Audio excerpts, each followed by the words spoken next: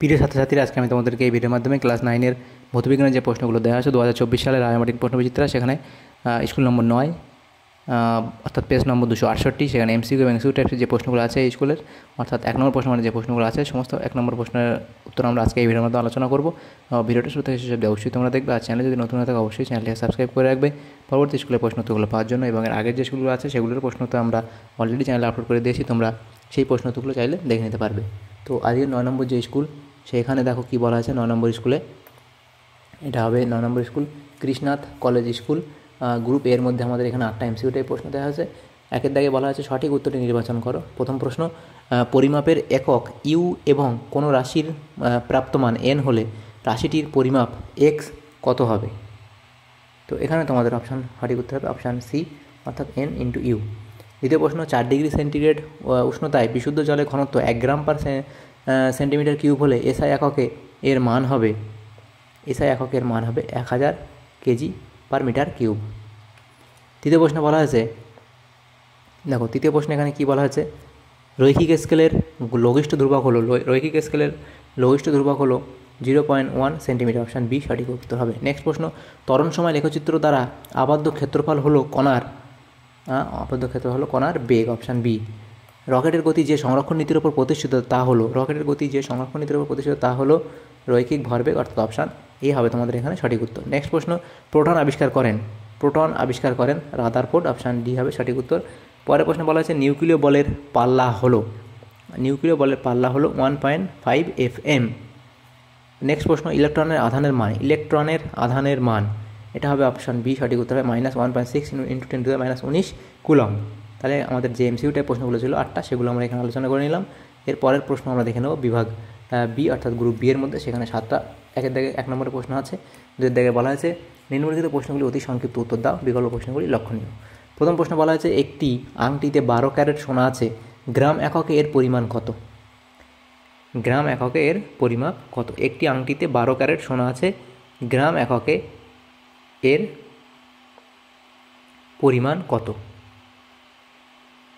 তো এটা তোমাদের হবে, দেখো আমাদের এটা বার করতে গেলে এই 12-র সাথে আমাদের ক্যারেট থেকে আমাদের যদি গ্রামে নিয়ে যেতে চাই, তাহলে আমাদেরকে 0.2 দিয়ে গুণ করতে হবে। তাহলে এখানে যদি 0.2 দিয়ে আমরা গুণ করি, তাহলে আমাদের কত হবে? 2.4 গ্রাম আসবে, সঠিক উত্তর হবে 2.4 গ্রাম। অর্থাৎ এই প্রশ্ন ছিল 1 আলোকবর্ষ সমান কত পারসেক? 1 আলোকবর্ষ সমান কত পারসেক? 1 আলোকবর্ষ সমান 1/3.26 পারসেক। তো 2-এর দাগের প্রশ্নটা, এই প্রশ্ন উত্তর আমার জানা নেই, যদি তোমাদের কারো জানা থাকে অবশ্যই কমেন্ট বক্সে কমেন্ট করবে। তৃতীয় প্রশ্ন কী বলা আছে, সরলরৈখিক দোলক গতির একটি উদাহরণ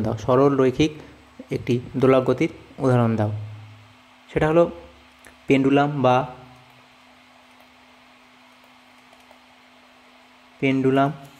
বা যে ঘড়িগুলো এমনি যে বাড়িতে যে ঘড়িগুলো সময় দেখার জন্য ব্যবহার করা হয়, সেগুলো হচ্ছে এর উদাহরণ। ঘড়ি অর্থাৎ দেয়াল ঘড়ি বা দোলন ঘড়ি যেগুলো থাকে।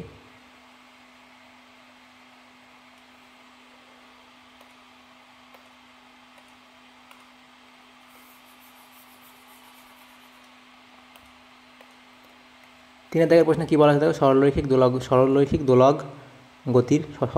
দোল গতির একটি উদাহরণ দাও। সেটা হলো ঘড়ি বা পেন্ডুলাম।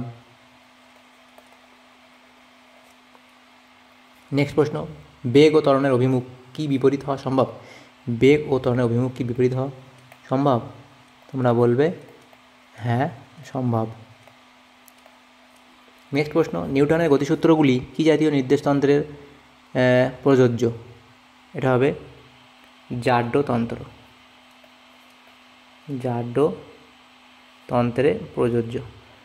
নেক্সট প্রশ্ন ছিল আইসোবারগুলি শনাক্ত করো। এখান থেকে আমাদের আইসোবার খুঁজে নিতে হবে, যাদের ভর সংখ্যা সমান কিন্তু পারমাণবিক সংখ্যা আলাদা।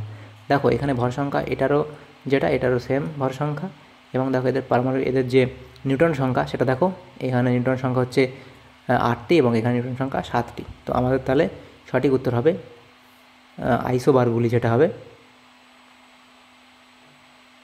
যাতে ভর সংখ্যা সমান তাদেরকে আমরা আইসোবার বলি। তো এটা এবং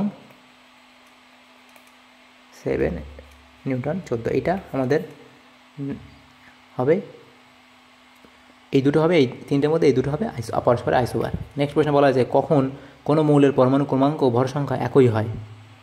কখন কোনো মৌলের পরমাণু ক্রমাঙ্ক ও ভর সংখ্যা একই হয়? যখন নিউট্রন থাকবে না। নিউট্রন থাকবে না, যেমন একটা উদাহরণ হলো সাধারণ হাইড্রোজেন। এটা লিখতে হবে না, আমি যে উদাহরণ এটা হবে কি, যখন নিউট্রন থাকবে না তখন তাদের পরমাণু ক্রমাঙ্ক ভর সংখ্যা একই হবে। তাহলে দেখো আমাদের 9 নম্বর যে স্কুল ছিল সেখানে যে প্রশ্নগুলো ছিল সেই প্রশ্নগুলো আমরা উত্তর আলোচনা করলাম। তো যদি ভিডিওটা তোমাদের সামনে উপকার এসে থাকে তো অবশ্যই লাইক করবে এবং চ্যানেল নতুন থাকলে অবশ্যই চ্যানেলটাকে সাবস্ক্রাইব করে রাখবে পরবর্তী স্কুলের প্রশ্ন উত্তরগুলো পাওয়ার জন্য। Thanks for watching.